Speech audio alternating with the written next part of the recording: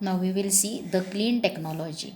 The human being has made a very fast progress in technology. However, environmental pollution is also increasing with the same speed. Let us see the way of control over air, soil and water pollution with the help of microbes. आता जसं development होती आहे, टेक्नॉलॉजीमध्ये development झालेली आहे, तसेच एन्व्हिरॉन्मेंटल pollution हे सुद्धा काय झालेलं आहे, ग्रेट अमाऊंटमध्ये किंवा स्पीडनं इन्क्रीज होत आहे.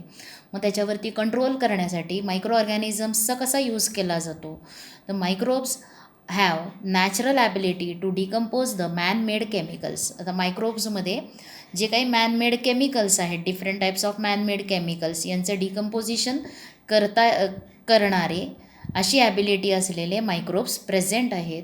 मग त्यांना काय ते कुणाचं म्हणजे जे काही मॅनमेड केमिकल्स असतील, त्याचबरोबर हायड्रोकार्बन्स आहेत different and other chemicals are transformed with the help of these abilities. आता त्याच्यामुळं म्हणजे मॅनमेड केमिकल्स असतील, हायड्रोकार्बन्स आहेत किंवा अदर केमिकल्स यांचं ट्रान्सफॉर्मेशन किंवा डिकम्पोजिशन हे करण्याची ॲबिलिटी काही मायक्रो ऑर्गॅनिझम्समध्ये आहेत. आणि ते कोणते कोणते आहेत ते या टॉपिकमध्ये आपल्याला बघायचं आहे. Some microbes remove the sulphur from fuel. फ्युएलमध्ये जर सल्फर असेल तर काय होणार आहे, ते बर्न होताना sulphur dioxide gas, sulphur oxide, sulphur dioxide gases हे एन्व्हिरॉन्मेंटमध्ये रिलीज होणार आहेत. आणि जर असा गॅस एन्व्हिरॉन्मेंटमध्ये ॲटमॉस्फिअरमध्ये असेल तर सल्फर रेनिंग सीझनच्या वेळेला काय होणार आहे, ते सल्फर डायऑक्साईड गॅस रेन वॉटरबरोबर मिक्स होऊन ॲसिड रेन कॉज होणार आहे. मग ज्या फ्युएलमध्ये सल्फर आहे त्या सल्फर रिमूव्ह करणारे मायक्रोब्स प्रेझेंट आहेत. त्याचबरोबर metal like copper, iron, uranium, zinc etcetera leach into environment from low quality metalloids. जे काही लो क्वालिटी मेटॅलॉइड्स आहेत त्या मेटॅलॉइड्सपासून असे मेटल्स कॉपर, आयर्न असेल, युरॅनियम, झिंक हे लीच होणार आहेत एन्व्हिरॉन्मेंटमध्ये. लीच होणं म्हणजे पसरणं किंवा ते पर्कोलेट होणार आहेत, लीच होणार आहेत, एन्व्हिरॉन्मेंटमध्ये होणार आहेत, पसरणार आहेत. These are converted in to compounds before leaching with the help of thiobacilli and sulfobacilli. आता हे जे कंपाऊंड्स आहेत म्हणजे हे मेटल्स जे आहेत त्या मेटल्सचं लीचिंग होणं म्हणजे पर्कोलेट होणं, मग वॉटरमध्ये असेल, सॉईलमध्ये असेल, त्यांचं थांबवणं, त्यांचं जे काही डिफरंट कंपाऊंड्स तयार करून ते लीच होणार आहेत, जमिनीमध्ये लीच होतील, तर ते प्रिव्हेंट करण्याचं काम हे कोणत्या बॅक्टेरियाजपासून होणार आहे, मायक्रो ऑर्गॅनिझम्सपासून, तर थिओबेसिली आणि सल्फोबेसिलीज यांच्यापासून होणार आहे. These are converted in to compounds before leaching म्हणजे हार्मफुल कंपाऊंड्समध्ये कन्व्हर्ट होणार आहेत before leaching in the environment. इथं can you have seen or read the news of dead fishes or oily water accumulated at the sea coast and why this happens. आता समुद्रामधून जे काही जहाजांचं navigation होत असतं, मग त्याच्यामधून ऑइल ट्रान्सपोर्ट करणारे, क्रूड ऑइल असेल, व्हेरियस टाईप्सचे ऑइल्स ट्रान्सपोर्ट करणारे जे काही शिप्स असतील आणि काही ॲक्सिडेंटमध्ये जर ॲक्सिडेंट झाला तर तिथं काय होणार आहे, त्या सीजवरती, ओशन्सवरती ऑइल स्पिल होणार आहे, तेल सांडलं जाणार आहे. आणि त्याच्यामुळं काय होणार आहे, तर भरपूर प्रमाणामध्ये ॲक्वॅटिक लाईफवरती त्याचा परिणाम होणार आहे. फिश डाय होणार आहेत मोठ्या प्रमाणामध्ये आणि अशा गोष्टी घडत असतात आणि त्या आपण भरपूर वेळेला बातम्यांमध्ये बघितलेलं आहे, टी व्ही न्यूजमध्ये बघितलेलं आहे. आता असे जे ऑइल स्पिल होणार आहे, ज्या वेळेला ऑइल स्पिल ओशनवरती होणार आहे, आता जे काही पेट्रोलियमच्या वेल्स आहेत त्यासुद्धा कुठे आहेत, ओशन बेडमध्ये आहेत. मग ते क्रूड ऑइल ट्रान्सपोर्टेशनच्या वेळेला जर काही कारणानं oil spill, petroleum oil, crude oil जर ओशनमध्ये स्पिल झालं, सांडलं गेलं, तर ते कोणत्या मेकॅनिझममुळं आपल्याला पटकन ते काढता येणार नाही. वॉटरवरचं जे काय ऑइल असणार आहे ते आपल्याला इझी मेथडनं रिमूव्ह करता येत नाही. मग त्यावेळेला काय यूज केले जातात, मायक्रो ऑर्गॅनिझम्सचा यूज केले जातात की ते काय करणार आहेत, त्या ऑइलला स्पिल ऑइल जे असणार आहे पेट्रोलियम ऑइल हे वॉटरपासून वेगळं होणार आहे किंवा ते रिमूव्ह करणार आहेत. मग spilling of petroleum oil occurs in ocean due to various reasons. This oil may prove fatal or toxic to aquatic organism. Fatal म्हणजे त्याच्यामुळे डेथ कॉज होईल किंवा टॉक्झिक विषारी असणार आहे ते ॲक्वॅटिक ऑर्गॅनिझम्सला. It is not easy to remove the oil layer from the surface of water by mechanical method. हवेवर bacterias like pseudomonas species, SPP म्हणजे कशासाठी येणार आहे, स्पीसीस कोणते आहेत, सिडोमोनस स्पीसीस अँड अल्कॅनोवोरॅक्स बोर्क्युमेन्सिस. हे जे बॅक्टेरियाज आहेत, कोणते बॅक्टेरियाज आहेत, सिडोमोनस स्पीसीस अँड अल्कॅनोवोरॅक्स ब्रोक्युमेन्सिस हे दोन बॅक्टेरियाज काय करणार आहेत, ऑइल स्पिल म्हणजेच ते ऑइल त्यांच्यामध्ये काय प्रेझेंट असणार, जे काही ऑइल आहे त्या ऑइलमध्ये पायरिडिन्स हे केमिकल्स असणार आहेत किंवा अदर केमिकल्स जे आहेत ते डिस्ट्रॉय करायचं काम हे दोन बॅक्टेरियाज करणार आहेत. They have ability to destroy the pyridines and other chemicals. Hence these bacterias are use to clear the oil spill. Oil spill clear करण्यासाठी कोणते बॅक्टेरियाज यूज केले जातात. आता हे कोरिलेशन मॅच द पेअर्समध्ये असेल किंवा नेम द फॉलोइंग त्याच्यामध्ये विचारलं जातं. मग ऑइल स्पिलसाठी हेल्पफुल असलेले मायक्रोब्स कोणते आहेत, बॅक्टेरियाज, तर सिडोमोनस स्पीसीस अँड अल्कॅनोवोरॅक्स बोर्क्युमेन्सिस हे दोन बॅक्टेरियाज काय करणार आहेत, they clear the oil spill. These are called as hydrocarbonoclastic bacterias. त्यांना काय म्हटलेलं आहे, हायड्रोकार्बोनोक्लास्टिक बॅक्टेरियाज म्हणजेच HCB. आणि हे काय करणार आहेत, ऑइल स्पिल हे वॉटरवरती झालेलं ऑइल स्पिल क्लिअर करणारे बॅक्टेरियाज त्यांना काय म्हटलेलं आहे, hydrocarbonoclastic bacterias. Hydrocarbonoclastic bacterias decomposes the hydrocarbons and bring about the reaction of carbon with oxygen. आणखीन कार्बन डायऑक्साईड आणि वॉटर फॉर्म होणार आहे इन दिस प्रोसेस. म्हणजे तिथं ते जे काही पायरिडिन्स आणि जे काही केमिकल्स ऑइलमध्ये प्रेझेंट आहेत त्यांचं काय करणार आहेत, त्यांच्यावरती रिॲक्शन किंवा त्यांचं डिकम्पोजिशन होणार आहे. हे हायड्रोकार्बन्स आहेत, त्यांचं डिकम्पोजिशन होणार आहे आणि त्या डिकम्पोजिशनमध्ये जो काही कार्बन ऑक्सिजन काही रिलीज होणार आहे त्यांचं रिॲक्शन होणार आहे, कार्बन डायऑक्साईड आणि वॉटर फॉर्म केलं जाणार आहे. त्याचबरोबर अजूनही plastic bottles are formed from chemical substances. PET आता कोणता आहे प्लास्टिक बॉटल्स कोणत्या केमिकल सबस्टन्सपासून फॉर्म होत असतो, तर पॉलिइथिलीन टेट्राफथॅलॅट पॉलिएस्टर याच्यापासून तयार होतो आणि त्याचा शॉर्ट फॉर्म काय आहे, PET polyethylene terephthalate polyester. Nowadays, most of the urban garbage consists of plastic. It has been observed that species like Vibrio, त्याच्यानंतर आयडिओनेला, सॅकायनायसिस कॅन डिकम्पोज द प्लास्टिक. ते प्लास्टिकला डिकम्पोज करणारे PET हा जो काही केमिकल सबस्टन्स आहे, पॉलिएथिलीन टेट्राफथॅलॅट polyester याला डिकम्पोज करणारे कोणते मायक्रोब्स आहेत, तर वायब्रिओ, त्याच्यानंतर इंडिओनेला आणि सॅकायनायसिस.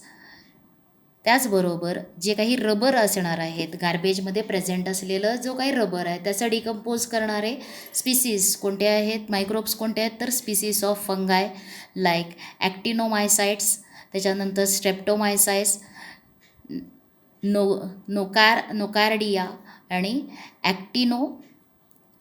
ॲक्टिनोप्लेन्स हे जे फंगस आहेत, हे 4 टाईप्सचे fungus they have ability to decompose the rubber from garbage.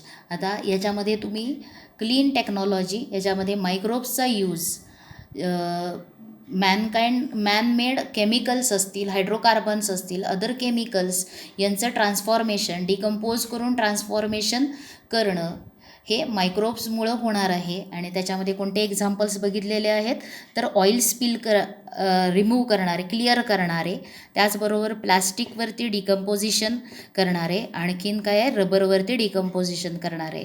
मग तुम्ही इथं चार्टमध्ये लिहिलं तरी चालेल, ऑइल स्पिल करणारे आणि कोणते आहेत त्यांचे मायक्रोब्सची नावं पुढं लिहायची. त्याचबरोबर प्लास्टिक डिकम्पोज करणारे कोणते आहेत त्यांची नावं पुढं लिहायची, बॅक्टेरियाजची किंवा मायक्रोब्सचे. आणि रबर गार्बेज जो आहे त्या रबरचं डिकम्पोजिशन करणारे कोणते आहेत. मग असं केल्यानंतर काय होणार आहे, तुम्हाला लक्षात ठेवायला सोपं जाणार आहे. मग कोणते कोणते असणार आहेत, तर सल्फर रिमूव्ह करणारे आहेत मायक्रो ऑर्गॅनिझम्स. सल्फर हा रिमूव्ह केला जातो फ्युएलमधून. त्याचबरोबर जे काही ऑइल स्पिल क्लिअर करणारे मायक्रोब्स कोणते आहेत त्यांचे नेम्स, प्लास्टिकला डिकम्पोज करणारे कोणते आहेत त्यांचे नेम्स लिहायचे आहेत. आणखीन काय, रबर डिकम्पोज करणारे कोणते आहेत, असा एक चार्ट तयार करून ठेवलात तर तुम्हाला तो अभ्यास करायला सोपा जाणार आहे. त्याच्यानंतर पुढं सल्फ्युरिक ॲसिड. आता मगाशी मी सांगितलं तुम्हाला, सल्फ्युरिक ॲसिड जर फ्युएलमध्ये जर सल्फर प्रेझेंट असेल किंवा कोणत्याही कारणानं सल्फर डायऑक्साईड हे गॅसेस जे आहेत, नायट्रोजनचे गॅसेस, सल्फरचे गॅसेस एन्व्हिरॉन्मेंटमध्ये जर रिलीज झाले तर तिथं रेन वॉटरमध्ये ते मिक्स होणार आहेत, त्यांचे रिॲक्शन होऊन ॲसिड फॉर्म होणार आहे आणि ॲसिड रेन कॉज होणार आहे. आता ॲसिड रेन कॉज झाल्यावरती त्याचीसुद्धा बॅड इफेक्ट्स आहेत. त्याच्यामुळं जे काही मेटल स्टॅच्यूज असतील, मेटल्स असेल, कोणत्या बिल्डिंगमध्ये असेल मेटल स्टॅच्यूज असेल, त्याचं काय होणार आहे, इचिंग किंवा कोरोजन होणार आहे ॲसिड रेनमुळं.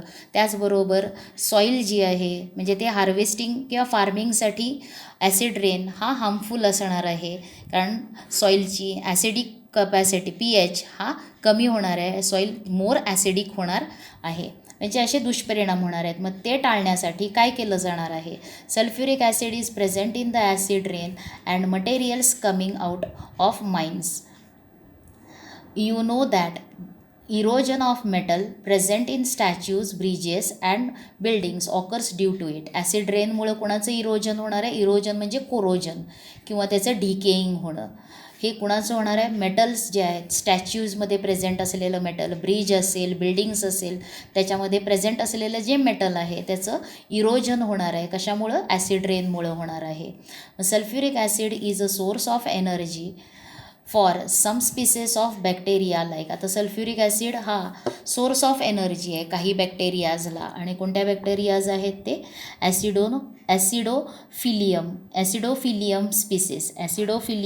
स्पीसीस या बॅक्टेरियाजला एनर्जी कशापासून मिळणार आहे, सल्फ्युरिक ॲसिडपासून मिळणार आहे. आणि दुसरे कोणते आहेत, ॲसिडोबॅसिलस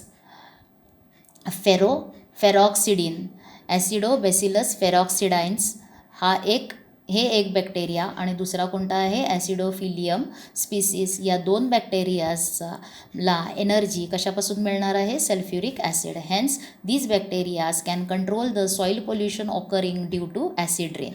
ॲसिड रेनमुळं जे काही सॉईल पोल्युशन होणार आहे ते रिमूव्ह किंवा कमी करण्याचं काम कोणते बॅक्टेरियाज करणार आहेत, तर जे सल्फ्युरिक ॲसिडला वरती राहणारे आहेत, सल्फ्युरिक ॲसिडला यूज करणार आहेत आणि त्याची एनर्जी मिळवणार आहेत, असे कोणते आहेत, ॲसिडोफिलियम स्पीसीस. आणि दुसरं आहे ॲसिडोबॅसिलस फेरॉक्झिडाइन्स.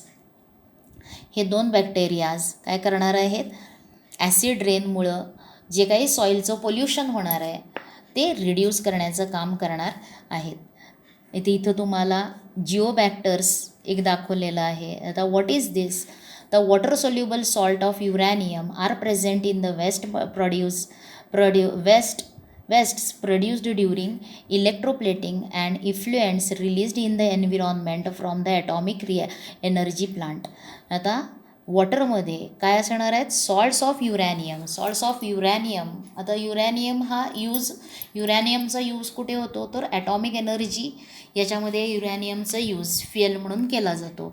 मग त्याचे जे इफ्लुएंट्स असणार आहेत, इफ्लुएंट्स म्हणजे काय, तर त्याच्यामधून रिलीज झालेलं जे काही वॉटर असणार आहे, ज्याच्यामध्ये त्या वॉटरमध्ये केमिकल्स डिफरंट प्रेझेंट असतील, waste water releasing from the industries, it is called as effluents.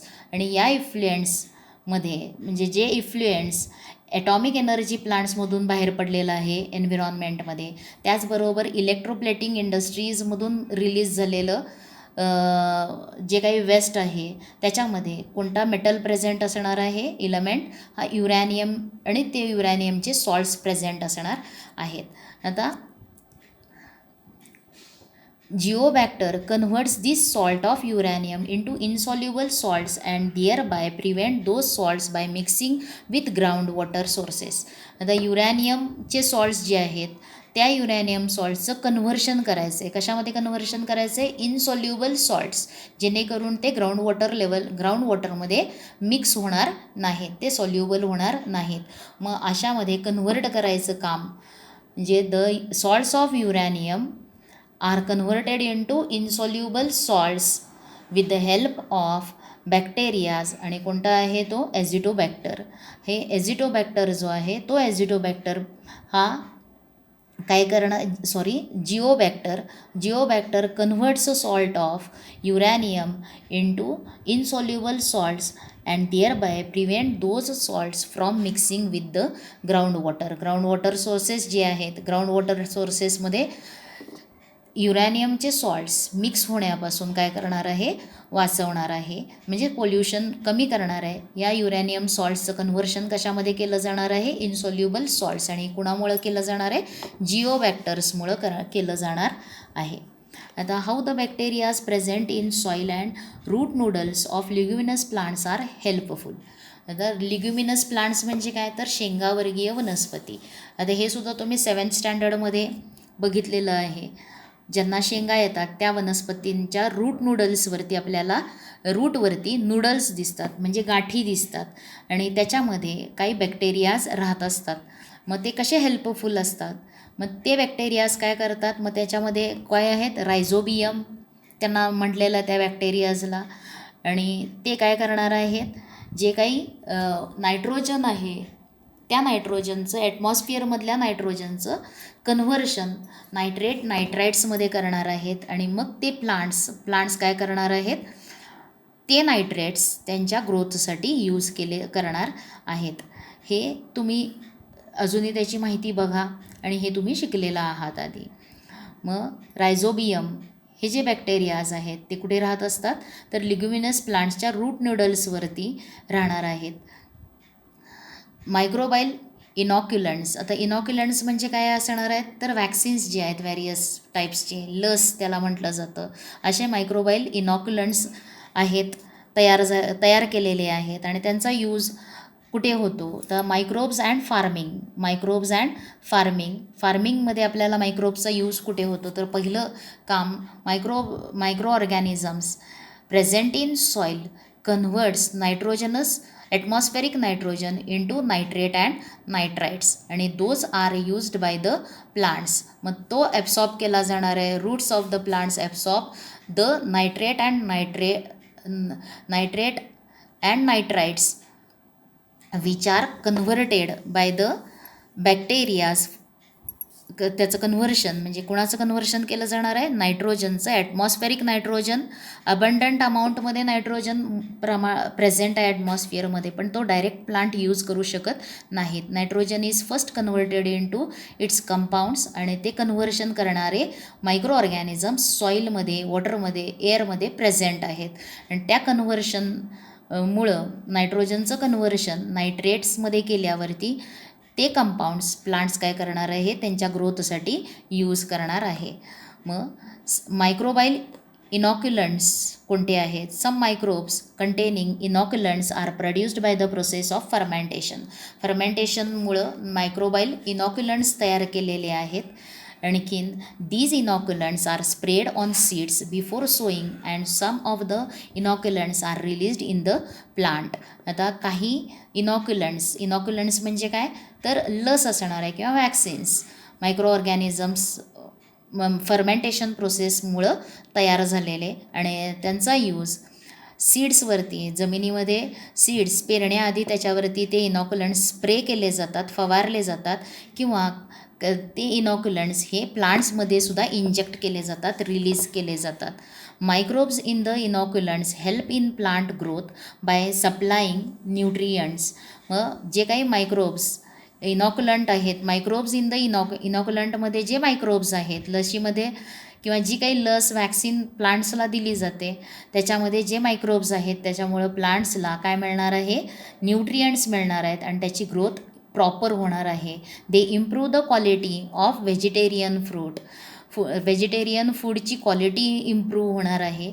त्याचबरोबर solution containing azotobacter and artificial nitrogenase is used in organic फार्मिंगमध्ये काय यूज केलं जातं आता फर्टिलायझर्स जे आहेत केमिकल फर्टिलायझर्सचा यूज न करता ऑर्गॅनिक फर्टिलायझर्सचा यूज केला जातो. नावडेज विच फर्टिलायझर्स आर मोरली यूज ऑर्गॅनिक फर्टिलायझर्स. मग आता हे कसे मिळवले जातात तर मायक्रो ऑर्गॅनिझम्सपासून. मग कोणतं आहे the solution containing azotobacter and artificial nitrogenase यांचा यूज करून ऑर्गॅनिक फार्मिंग केली जाते. The soil pollution occurring due to chemical fertilisers is prevented due to the use of this solution. आता केमिकल फर्टिलायझर्सचा यूज जर मोठ्या प्रमाणात म्हणजे वारंवार करत गेलो तर ती सॉईल काय होत असते अनफर्टाईल होते. ती सॉईल ही त्याची सुपीकता कमी होते आणि त्याच्यामधून प्रोडक्शन कमी येणार आहे.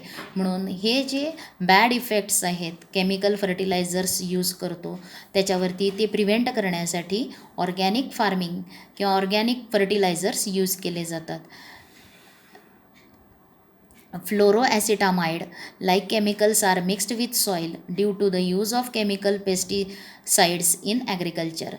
This proves to be harmful to the other plant and animals as well as cause skin diseases to the human. These pesticides in the soil can be destroyed with the help of microbes. आता जे काही chemical फर्टिलायझर्सचे bad effects आहेत ते prevent करण्यासाठी soil pollution जे आहे ते chemical फर्टिलायझर्समुळं होतं.